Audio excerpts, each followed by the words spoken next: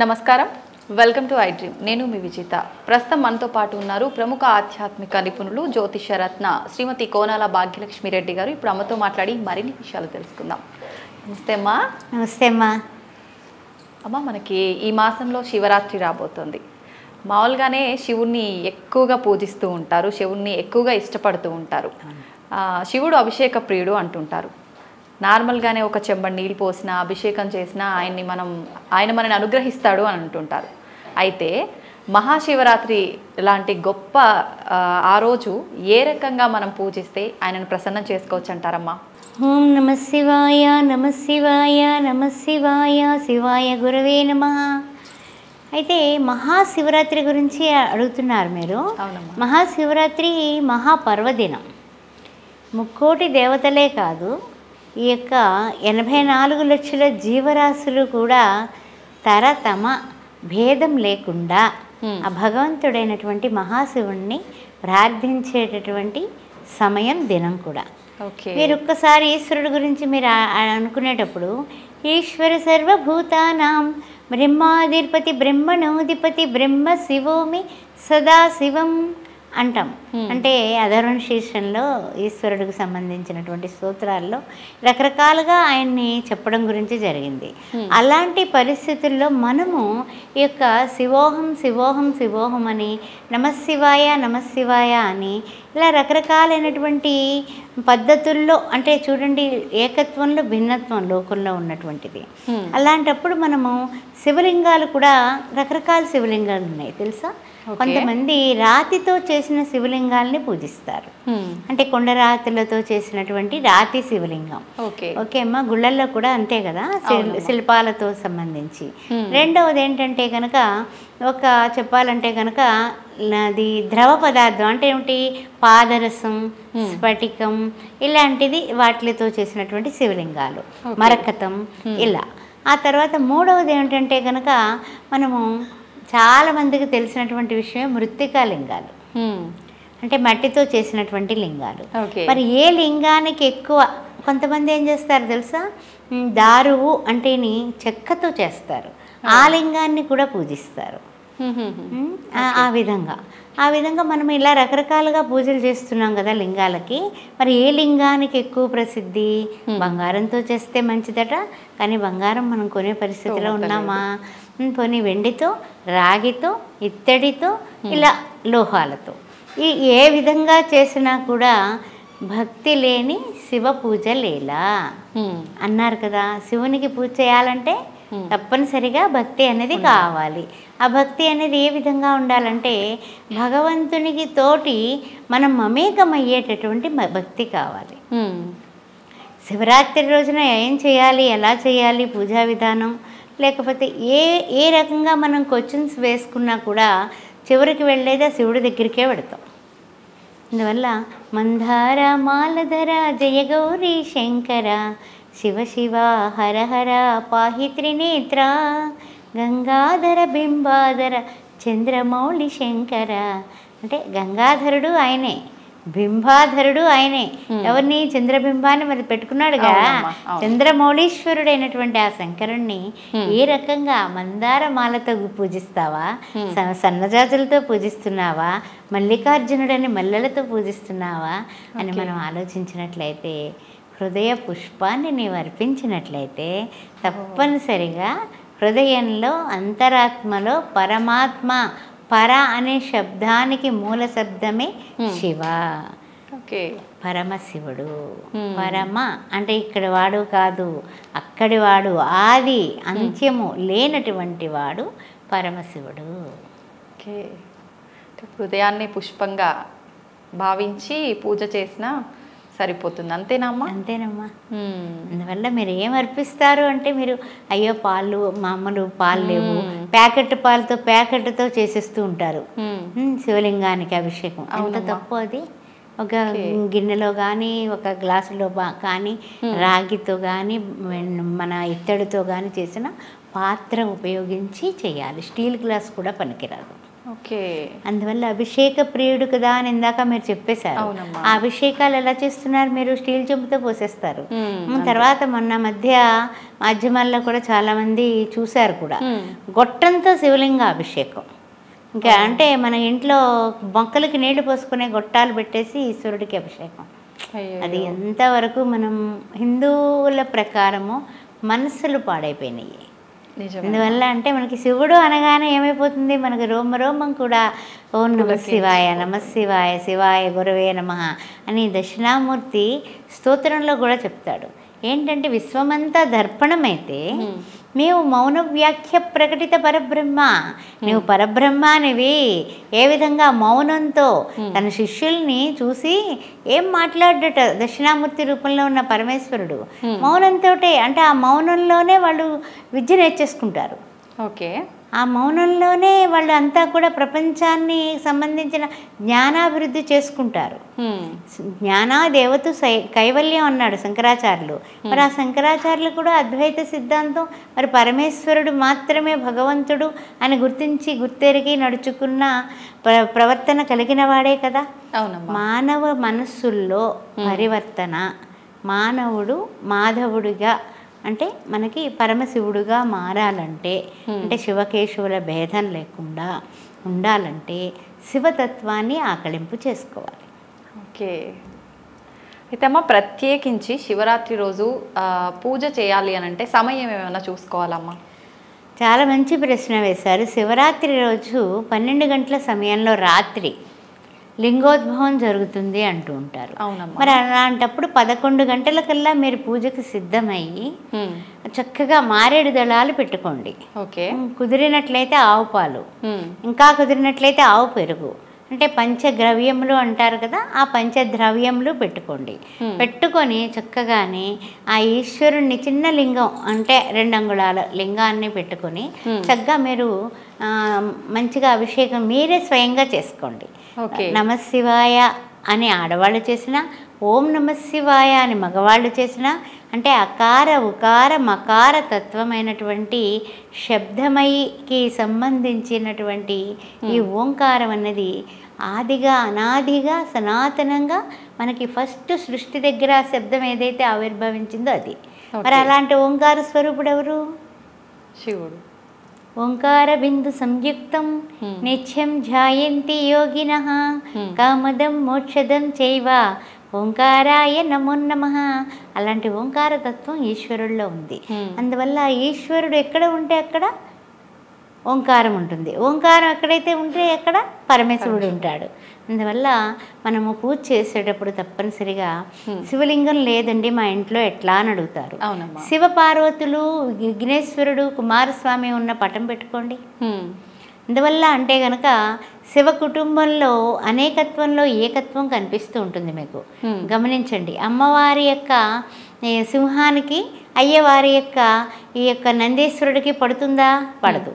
అయ్యగారు మెడలో వేసుకునేటటువంటి నాగా సర్పాలకి ఈ యొక్క ముంగేస అయినటువంటి మనకి నెమలి అయినటువంటి ఈ యొక్క సుబ్రహ్మణ్యేశ్వర స్వామి వాహనానికి పడుతుందా?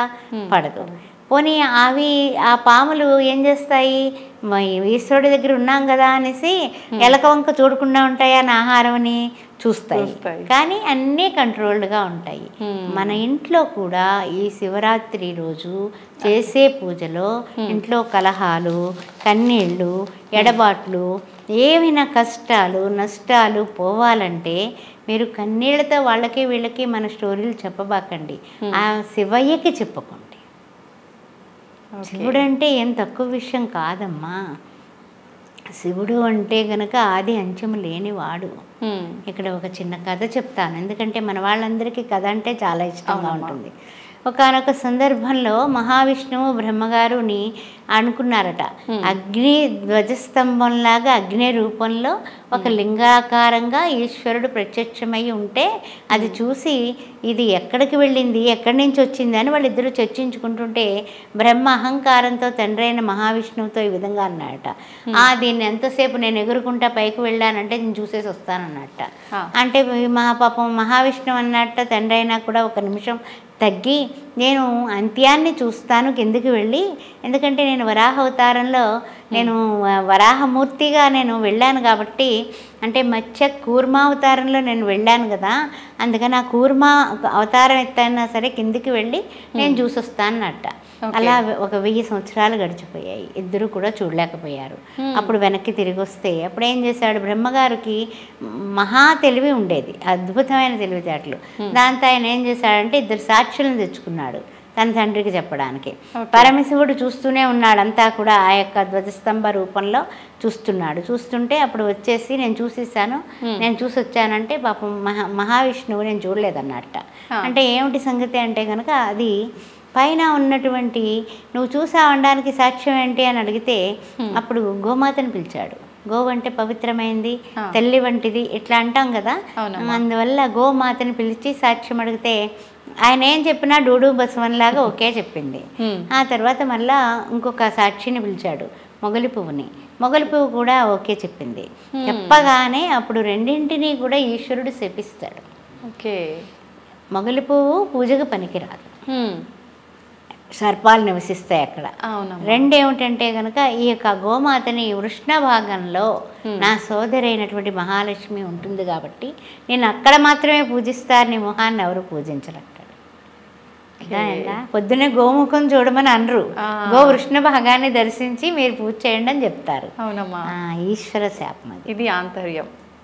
ఓకే, అయితే అమ్మా ఇందాక మీరు మారేడు దళాలతో శివుణ్ణి పూజించాలి, దాని వెనకాల ఏదైనా ఆంతర్యం ఉందా అమ్మా? తప్పనిసరిగానమ్మా. ఇప్పుడు ఇంతకీ అమ్మవారి దగ్గరికి వెళ్ళాం కాబట్టి అమ్మవారికి అయ్యవారికి ఉన్న అనుబంధం కూడా చెప్తాను.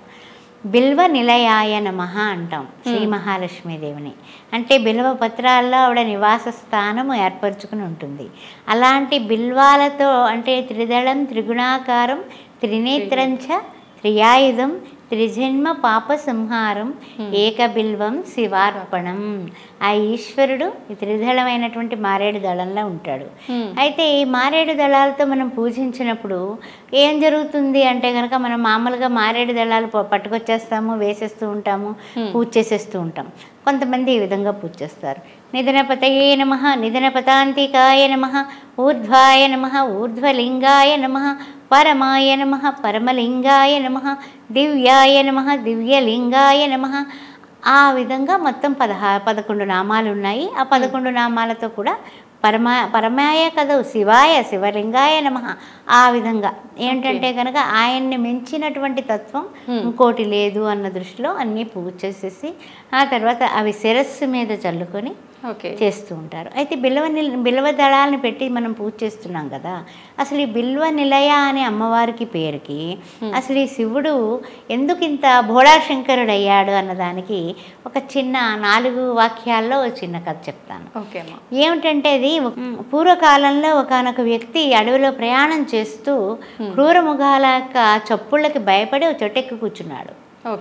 దిగితే క్రూరముఖాలు యొక్క శబ్దాలకి చంపేస్తాయేమో అన్న భయంతో తెల్లారే వరకు ఆ చెట్టు మీద కూర్చొని నిద్రపోయి కింద పడిపోతే మళ్ళీ తినేస్తాయేమో అన్న భయంతో ఆ చెట్టును గట్టిగా పట్టుకుని ఇలా కుదుపుతూ ఉన్నాడు. కుదుపుతూ ఉంటే దాని మీద ఉన్న ఆకులు పడుతూ ఉన్నాయి. పడుతూ ఉంటే కిందకి పడగానే ఆ తర్వాత తెల్లవారిపోయింది, చూస్తే శివలింగం ఉంది కింద. ఆ వ్యక్తికి శివుడు ప్రత్యక్షమై వరాలిచ్చాడు ఆ రోజు శివరాత్రి. దానివలన మనం ఇక్కడ తెలుసుకోవాల్సిన విషయం, తెలిసి కానీ తెలియక కానీ నువ్వు చేసే పూజ బోళాశంకరుడు స్వీకరిస్తాడు సుమా. అందువల్ల ఈశ్వరుడు ఎప్పుడు కూడా ప్రతి నిమిషము కూడా అఘోరేభ్యో ఘోరఘోరేభ్య ఘోరతరేభ్య అస్త్రరుద్రరూపేభ్య తత్పురుషాయ విద్మహే మహాదేవాయ ధీమహి తన్నో రుద్ర ప్రచోదయాత్తు. ఆ యొక్క తత్పురుషుడైనటువంటి అంతటికీ కూడా మూలకారకుడు, అనాది మధ్యలయుడెవడు, ఆది కారణం బెవ్వడు.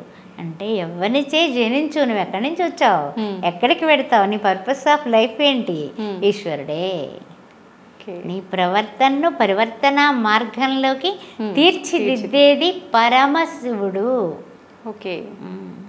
పరతత్వంతో రమించేటట్లుగా నేను చేయగలిగేవాడు. ఇప్పుడు మనం ఇలా చెప్పుకుంటున్నామంటే అది ఆయన దయ లేకపోతే శివుని ఆజ్ఞ లేనిదే చీమైనా కుట్టదు.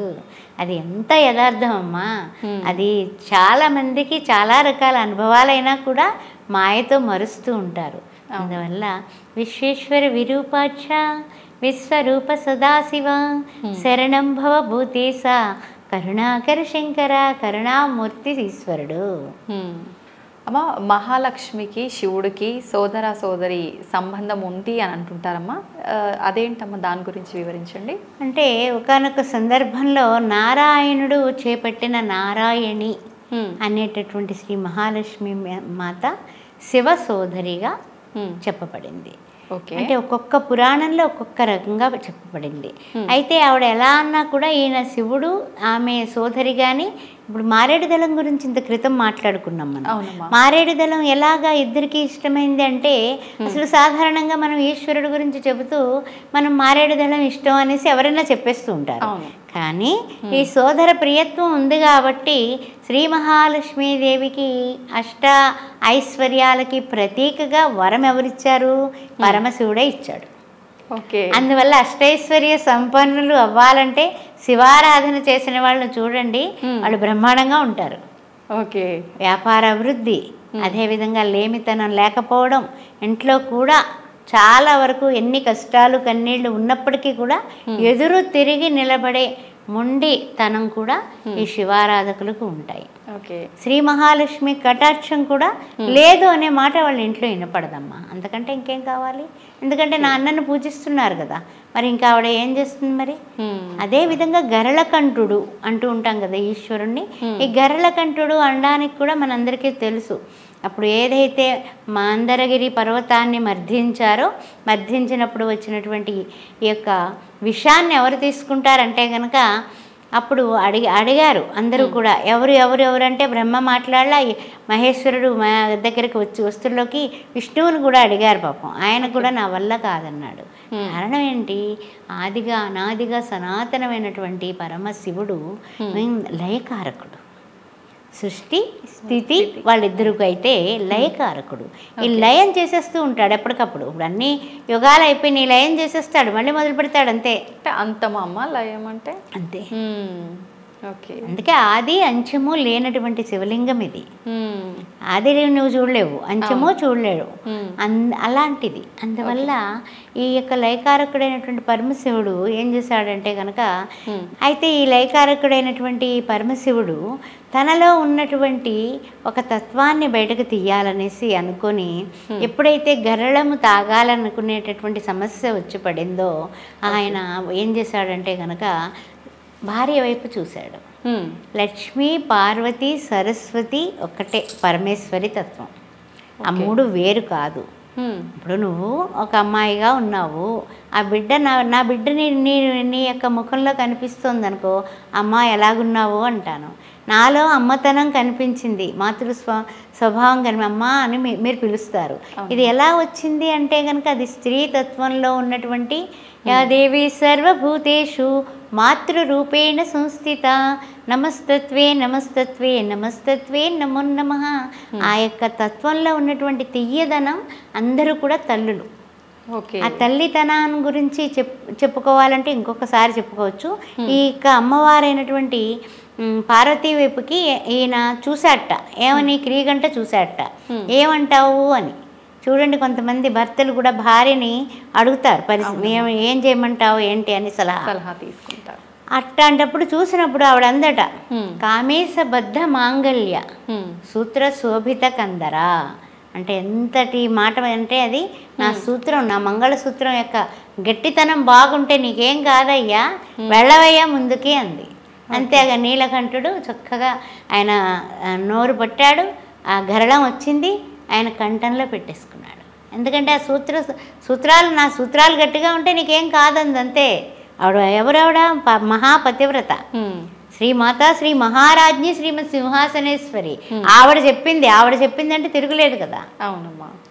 అందువల్ల భర్తని కూడా చాలామంది భర్తలు వినడం లేదంటూ ఉంటారు కదా. అర్ధనారీశ్వర స్తోత్రం అనేది ఉంది.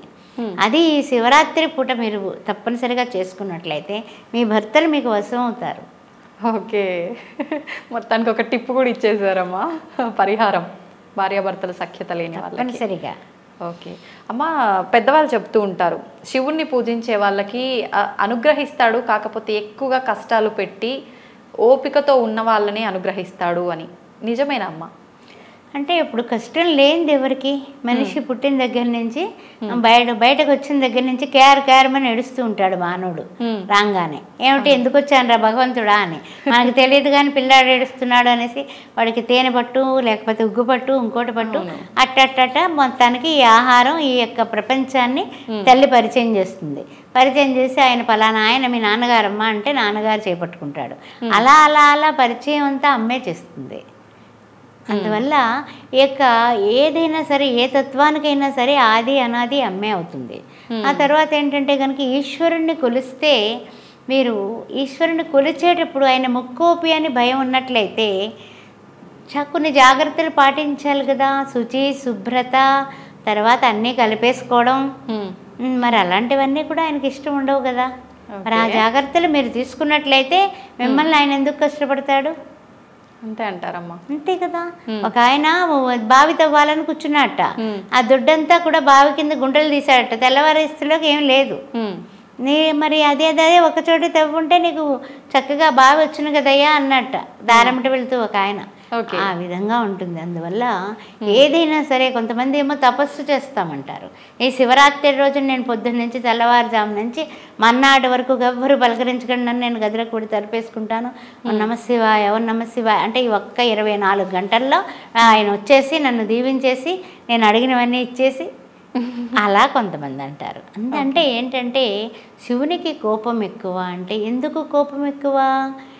కొన్ని కోరికలు తీరాలంటే కొంతమంది దేవతలు వెళ్ళి ఈ విధంగా ఇతనికి శివుడికి మన్మథ బాణాలు వేయిస్తారు.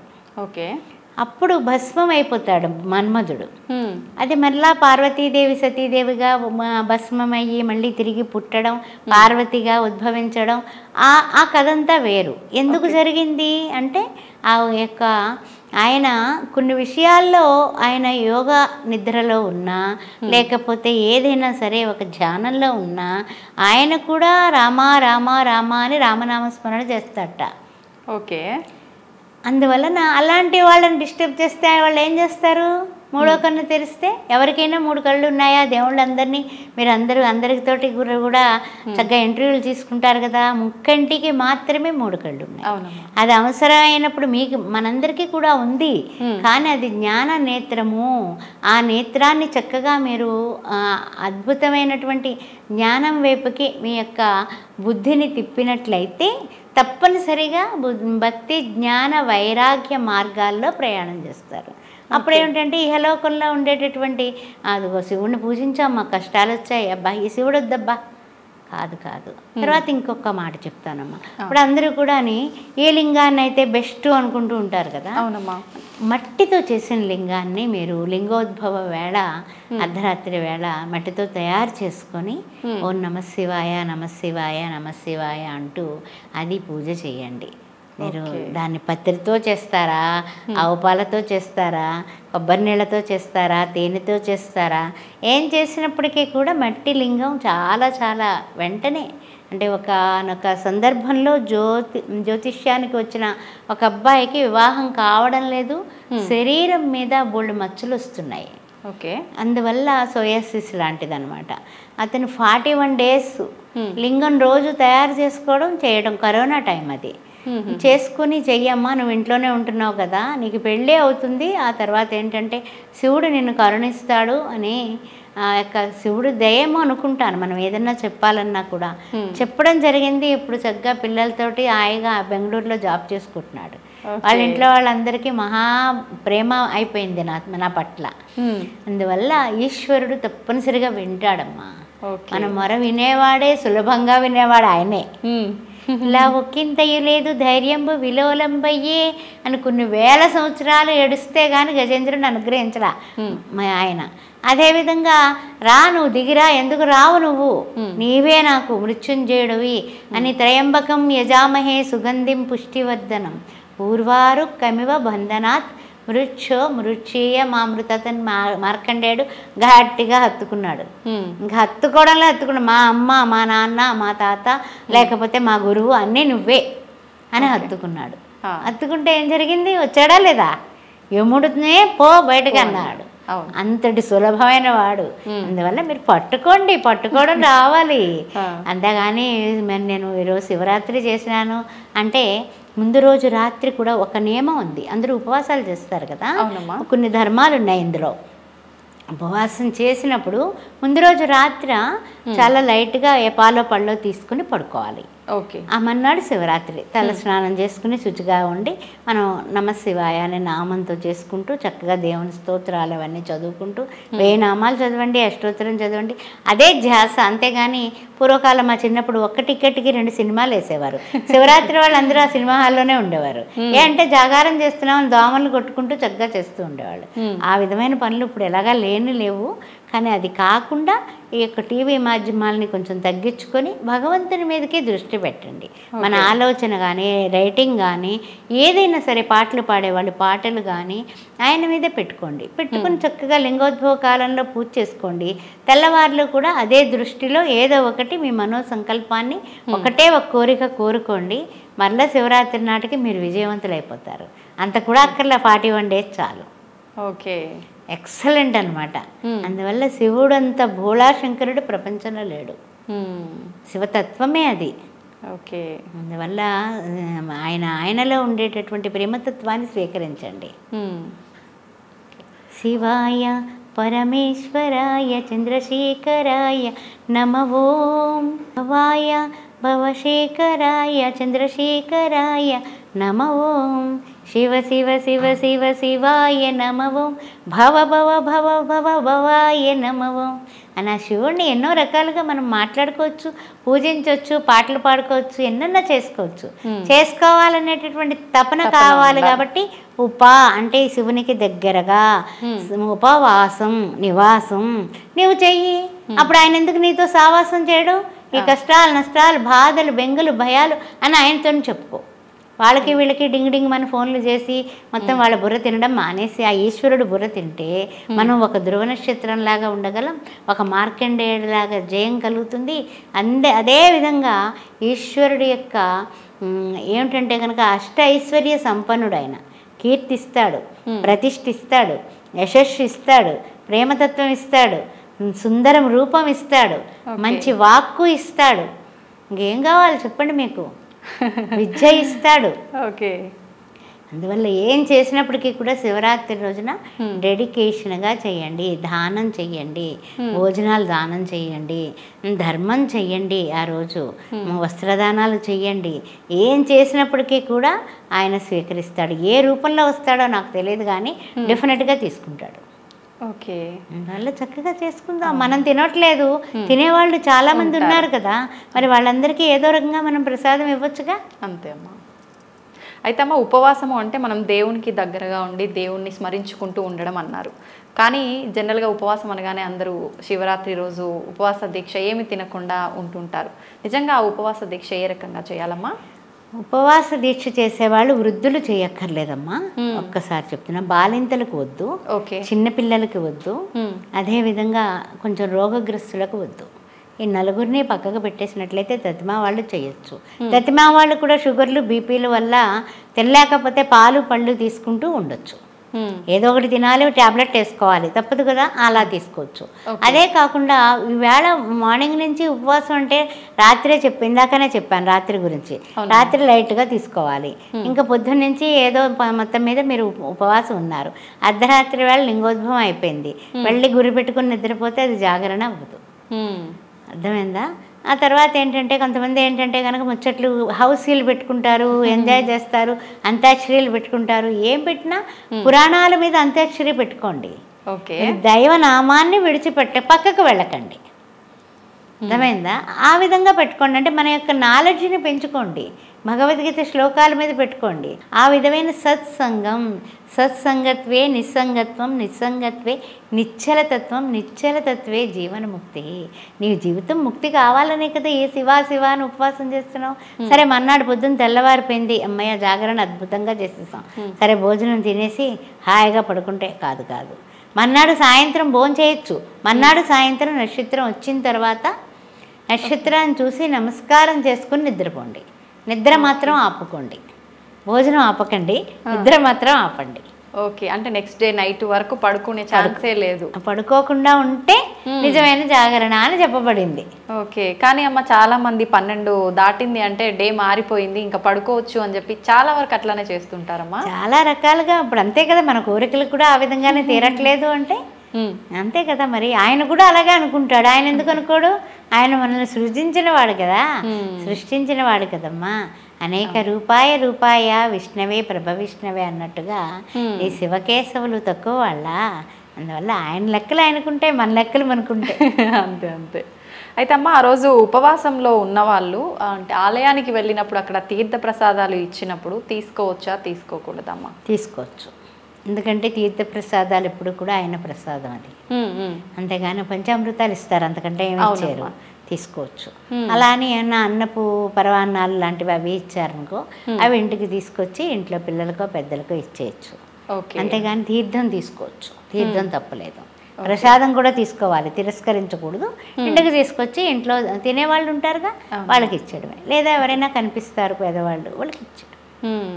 ఓకే అమ్మ, అయితే శివాలయం నుంచి మనము కొట్టిన కొబ్బరికాయ కానీ మిగతా ప్రసాదాలు ఏవైనా తీసుకొచ్చుకోకూడదు అని అంటుంటారమ్మా, అది ఎంతవరకు నిజం? అంటే శివాలయం అంటేనండి ఎలా ఉంటుందంటే శివుని యొక్క ఒక శివుడి గురించి ఒక విషయం చెప్పుకునే ముందు నంది గురించి మాట్లాడుకుందాం. ఓకే అమ్మ. నంది ఏం చేస్తూ ఉంటాడు? మనలాగా ఆ శివాలయానికి వెళ్ళి కూడా అరే వాళ్ళు వచ్చారే, ఇక్కడికి వచ్చారు, గుడికి వచ్చారా, గుడికి రాకపోతే ఎక్కడికి వస్తారు ఏంటి ఆ ప్రశ్న అసలు అలా అడుగుతూ ఉంటాం కదా.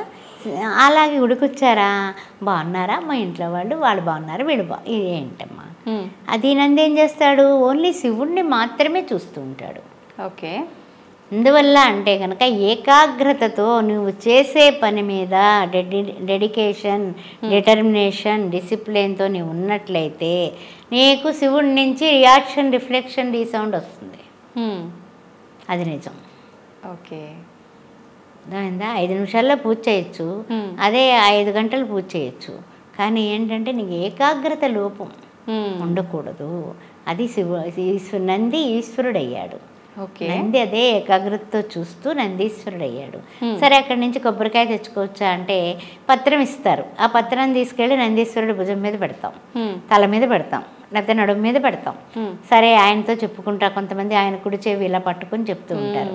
ఇది ఎలా వచ్చింది అంటే కనుక కాశీలో మరణించిన వాళ్ళకి, మరణించిన ప్రతి ఒక్కరికి కూడా ఈ చెవి తమ్మి ఇలా లేచి ఉంటుందట, ఓన్లీ కాశీలో మరణిస్తేనే. ఓకే, అర్థమైందా? ఎందుకంటే ఈశ్వరుడు ఈ చెవి ఇలా పట్టుకొని రామనామాన్ని ఉపదేశిస్తాడట వాళ్ళ చెవిలోనమ్మా. ఓకే, అందుకని శివలోకం అవాప్నోతి, అక్కడ చచ్చిపోయిన వాడికి తిరిగి పునర్జన్మ నవిద్యతే. అంతటిది ఉంది.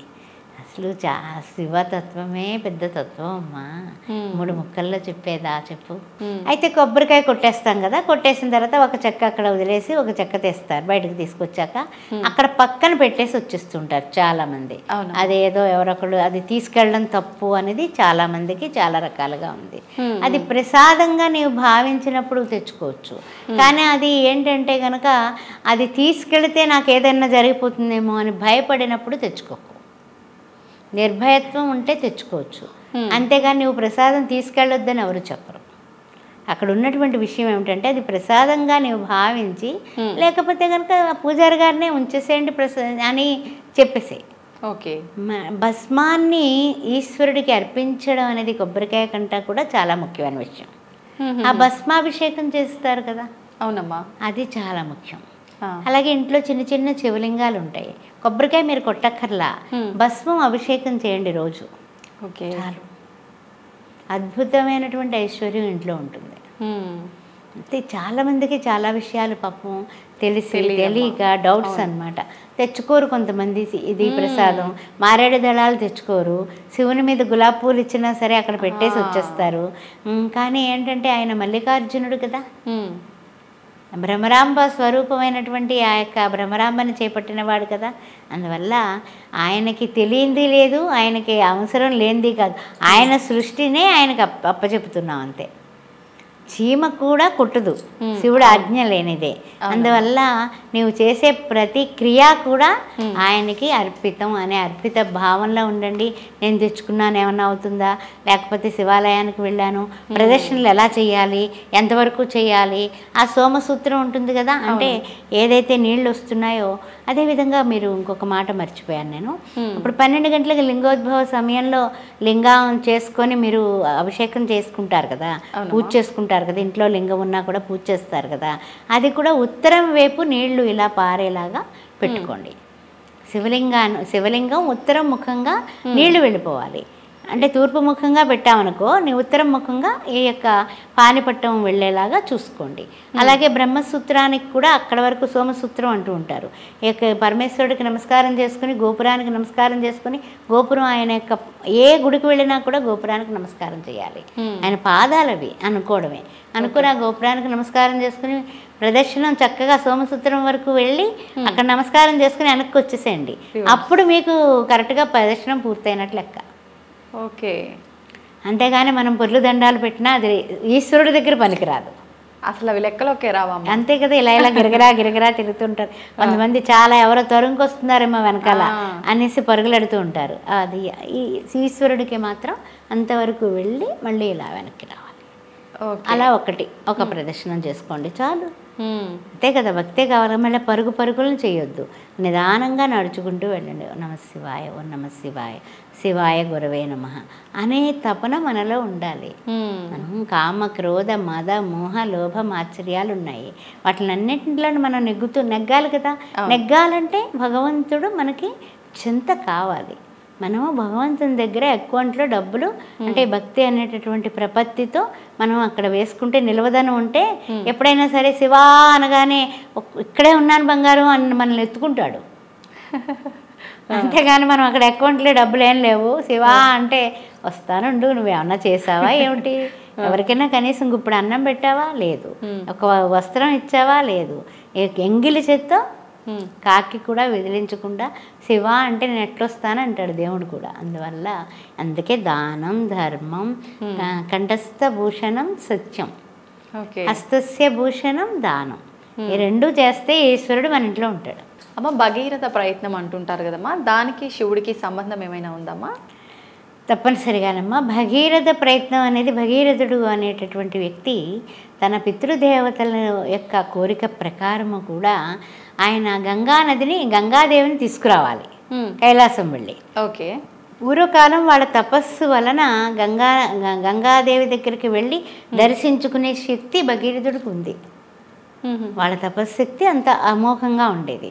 అలా కొన్ని సంవత్సరాలు ఇంకా తపస్సు చేసి చేసి చేసి చేసి గంగాదేవిని స్మరించి గంగ ప్రత్యక్షమయ్యి నేను వస్తాను, ఓకే, నిన్ను చూస్తే జాలేస్తుంది, నువ్వు చేసే పని వల్ల కూడా మొత్తం అంతా కూడా అంటే సుజలాం సుఫలాం అన్నట్టుగా అంతా కూడా మంచి జరుగుతుంది నేను రావడం వల్ల. కానీ నన్ను భరించేవాడు లేడు, ఆ భరించేవాడి కోసం చెయ్యండి. ఓకే. ఆ భరించేవాడు ఎవడున్నాడు? ముక్కంటే ఈశ్వరుడే ఉన్నాడు. అందుకని శివతత్వం గురించి శివుడిని గురువుగా పూజించినటువంటి భగీరథుడు ఘోరమైన తపస్సు చేస్తాడు. చేసినప్పుడు ఈశ్వరుడు చాలా కరుణతో ఆయన జటాజుటాలు ఇప్పి నుంచుంటాడు. నుంచుంటే అక్కడి నుంచో ఆకాశ గంగలాగా ఆమె వచ్చి ఎగిరి పడిపోతూ మిడిసి పడిపోతూ వస్తుంది ఆవిడ ఉధృతంగా. అలాంటి తల్లిని ఆ యొక్క తండ్రి అయినటువంటి శివ పరమాత్మ తన కేశంతో చక్కగా ముడిచుట్టేస్తాడు, నొక్కి పెట్టేస్తాడు. ఆమె గర్వం, ఆమె అహంకారం అంటే ఏంటంటే ఆమె అంత ఏమిటంటే చెప్పాలంటే కనుక ప్రజ్వలంగా వస్తుంది, ఉధృతంగా వస్తుంది. ఆ ఉధృతాన్ని అణిచి చక్కగా అలా వదులుతాడు. ఒక కండిషన్ పెడతాడు ఇక్కడ శివుడు. ఏంటంటే చెప్పనా, భగీరథ నీ వెనక్కి తిరిగి చూస్తే ఈ గంగానది ఆగిపోతుంది, జాగ్రత్త సుమా అని చెప్తాడు. భగీరథుడు ముందు నడుస్తున్నాడు, వెనకాల గంగా నది వస్తుంది, నువ్వు వస్తుందా లేదా అని అనుమానించాడా, అయిపోయింది. అలా మొత్తం మీద వాళ్ళ పితృదేవతలు అవన్నీ కూడా అన్నీ కూడా మొత్తం పవిత్రం కావాలి కదా. గంగా జలాన్ని మించినటువంటి పవిత్రత ఇంకెక్కడుంది. అందుకని అవన్నీ అయిపోయాయి. అలా అలా అలా అలా వస్తూ వస్తూ వస్తూ వస్తూ అలా ముందుకు పెడుతూ ఎందుకో తెలియకుండా అతను కూడా అంటే అక్కడికి అయిపోయింది టైం అంతే. చిన్న అనుమానంతో అలా చూశాడు, గంగానది ఆగిపోయింది. ఓకే, ఆ విధంగా అందుకని భగీరథ ప్రయత్నం అనే పేరు వచ్చింది. దానికి పరమశివుడికి చాలా సంబంధ బాంధవ్యాలు ఉన్నాయి. ఓకే, అందువల్ల ఇప్పుడు కూడా మనం పూజించేటప్పుడు కూడా గంగా జలాన్ని స్నానం చేసేటప్పుడు కూడా ఈ శివరాత్రి రోజు స్నానం చేసేటటువంటి వాళ్ళు గంగా, యమున, సరస్వతి, నర్మదా, సింధు, కావేరి జలస్మిన్ సన్నిధం కురు అని శ్లోకం చదువుకున్నా, లేదా గంగా గంగా గంగా అని 5 సార్లు అనుకుని నమశివాయ అనుకుని చెంబుడు నీళ్ళు పోసుకోండి ఎత్తి మీద. అది ఏం చేసినా కూడా పవిత్రత అక్కడ ఉన్నటువంటి ఆవిడ ఇక్కడ మన నీళ్ళల్లో వచ్చి మనం పునీతం అవుతాం. ఓకే అమ్మ, శివుణ్ణి అష్టైశ్వర్య ప్రదాత అని, బోలా శంకరుడు అని అంటుంటారు, ఎందుకమ్మా? అంటే అష్టైశ్వర్యాలకి కూడా ఆయనే ప్రతీక అనేది ఎప్పుడు కూడా చెప్పబడిందమ్మా. ఆయనకి ఏం అక్కర్లేదు కదా. ఆయనకి ఇల్లుందా, నీకు ఇల్లుందా అని అడిగితే ఇల్లు లేదనే కదా పెద్ద గొడవలు అయిపోయాయి. పోని పాపం ఏదో ముచ్చటగా ఇల్లు కట్టుకుంటే రావణాసురుడు తీసుకున్నాడా? అట్లా ఆయనకి ఇల్లు లేకుండా అయిపోయాడు. ఎందువల్ల ఏది ఎవరు అడిగితే అది ఇచ్చేసే తత్వం అయింది. నాకు నేను ఆలోచన లేనటువంటి పరతత్వానికి చెందినటువంటి గొప్ప శివుడైన. అందువల్ల పరమశివ శివ శివ శివ శివ అని అర్చన. శివాని వేరు కాదు. భార్యాభర్తలిద్దరూ ఏ రకంగా ఉండాలి, ఏ రకంగా జీవన విధానం గడపాలి అని అర్ధనారీశ్వర తత్వంతో చెప్పినటువంటి ఏక శరీరమే ఇద్దరు. అది దానికి ప్రతీక కూడా శివుడే. అదే శివ కుటుంబంలో కూడా అష్టైశ్వర్యాలు ఎవరికి అక్కర్లేదుగా. వినాయకుడికి కావాలా? అక్కర్లా. సుబ్రహ్మణ్యేశ్వర స్వామికి కావాలా? ఎవరు ధనరాశులు పెట్టుకుని కూర్చోలేదే.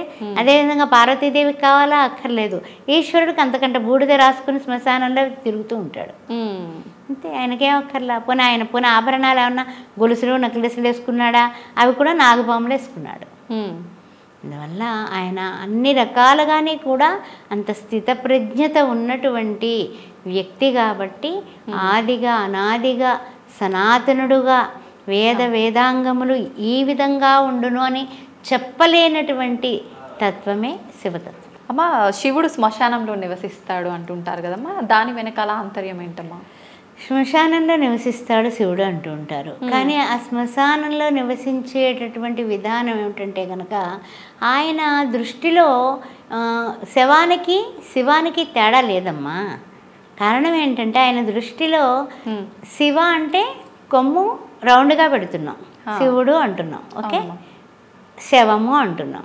ఓకే, శివ రెండింటికి ఒక కొమ్మ ఒకటే తేడా. నీవు జీవించుంటే కనుక శివతత్వంగా ఈ యొక్క 9 నాడులు ఆడుతూ చక్కగా మాట్లాడతావు, నవ్వుతావు, పరిగెడతావు, అన్నీ చేస్తావు. అవును. నీ కుటుంబం గురించి, నీ వాళ్ళ కోసం నా నా నా అది నాది ఇది నాది అన్నీ కావాలి, ఇంకా కావాలి ఇంకా కావాలి, ఈ తపనలో ఉంటావు. అవును. అక్కడికి వెళ్ళిన తర్వాత బూడిద రాసుకునేవాడు ఏం చెప్తున్నాడు? నువ్వు నీ బూడిద నేను రాసుకుంటున్నాను రా, ఏం చేసావురా బాబు? రాసుకోవాలంటే కూడా నాకు నీది బాగలేదు, నువ్వేం చేయట్లేదు, నువ్వేం చేయకుండా వచ్చావు, ఏంటిది అని ఆయన బాధపడుతున్నాడు. అందువల్ల ఈ యొక్క శంకరుడి యొక్క తత్వం ఏంటంటే కనుక శంకలన్నింటినీ పక్కన పెట్టు. శంకర అనాలంటే నువ్వు కింకరుడుగా ఉండకు. శం మంచి తత్వం, శం శివతత్వం దానిలో కలువు. కరా కలవడం, చెయ్యి కలుపు శంకర. అందుకని ఎన్ని రకాలుగా శంకరుడి మీద బోళ్ళని ఇవ్వచ్చినా కూడా శంకర నాద శరీర అల్లాపర అంటే ఆ పాట పరమ హిట్ అయిపోయింది. అందువల్ల ఇవన్నీ కూడా ఏంటంటే భస్మాన్ని పూసుకుంటూ ఆయన అక్కడే తిరగడం కారణం ఏంటంటే మనిషి జీవనంలో బ్రహ్మాండంగా బ్రతికేస్తాడు. దేశానికి రాజు, రాజుగారు వస్తున్నారా మా ఇంటికి రండి, కొంచెం 1 నిమిషం కూర్చోండి అంటాం కదా. రాజుగారు చనిపోయారు, మీ చూరు దగ్గరికి పట్టుకొచ్చి శవాన్ని పట్టుకొచ్చి 5 నిమిషాలు ఆపుతాం వర్షం వస్తుందంటే ఒప్పుకుంటావా? రాజుగారు ఆయన చచ్చిపోయి ఉన్నాడు, మీ ఇంట్లో ఒక గంట పెడతాం, ఎందుకు ఒప్పుకోవు? కానీ శంకరుడు ఒప్పుకుంటాడు. శ్మశానంలో ఆ 6 అడుగుల నేల ఇచ్చేస్తాడు మనకి. అందువల్ల శంకరుడు అక్కడ నివసించే మూలానే ఈ యొక్క జీవము విడిచిపెట్టినటువంటి ఈ శరీర మాధ్యాలన్నీ కూడా అన్ని ధర్మాలు సాధించినా సాధించకపోయినా, స్వార్థచింతంతో ఉన్నా నిస్వార్థంగా బ్రతికినా కూడా రాజు పేద అనే తేడాలు లేకుండా అక్కడ లయం చేసుకుంటాడు. అందువల్ల శ్మశానంలో ఆయన ఉండడం జరిగింది. ఆయనకి ఏమీ లేదు, ఇహ పర అనేది ఏం లేదు. అది అలా నడుస్తున్నటువంటి ప్రక్రియ. మొత్తం అంతా సృష్టి అంతా కూడా ఆయనకి విసుగు పుట్టింది అనుకో, మొత్తం అంతా కలిపేస్తాడు, అయిపోయింది. మళ్ళా తిరిగి పునరుత్పత్తి, ఒక సైకిల్ లాంటిది ఇదంతా అని. అందువల్ల శంకరుడు శ్మశానంలో నివసించడానికి, దానికి కొంప గోడు లేకపోవడానికి కారణాలు ఏంటి అంటే ఆయనకి ఏమీ అక్కర్లా, మానవుడికే అన్నీ కావాలి. అమ్మ, మనం ఇందాక కూడా మాట్లాడుకున్నాము శివుడాజ్ఞ లేనిదే చీమైనా కుట్టదు అని.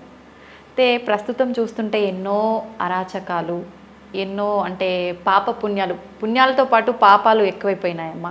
వీటన్నిటిని కూడా ఆయన ఆజ్ఞ ప్రకారమే జరుగుతున్నాయా అమ్మా? ఆజ్ఞ ప్రకారాన్ని మానవుడు ఎట్లున్నాడు? 84 లక్షల జీవరాశుల్లో ఎంతో ఉత్తమమైన మానవ జన్మ ఎత్తి ఈ జన్మ సార్థకం చేసుకోవడానికి ఎంతమంది ఆలోచిస్తున్నారు చెప్పండి? ఏం లేదు. తిన్నామా, చక్కగా ఎంజాయ్ చేసామా, నిద్రపోయామా, మళ్ళా తెల్లారి లేచామా, ఎంత ఈజీ మనీ మనం గెయిన్ చేసుకున్నాము అన్నదే ఎక్కువ కనిపిస్తుంది.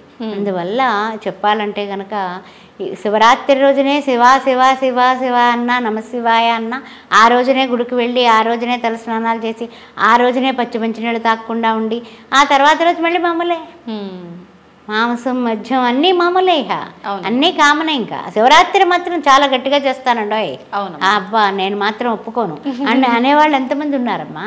అందుకని ఏంటంటే కనుక ప్రతి కర్మకి ఒక కర్మ సిద్ధాంత ప్రకారము కర్మణ్య వ్యాధికారస్తే మా ఫలేషు కదాచన అన్నాడు గీతలో.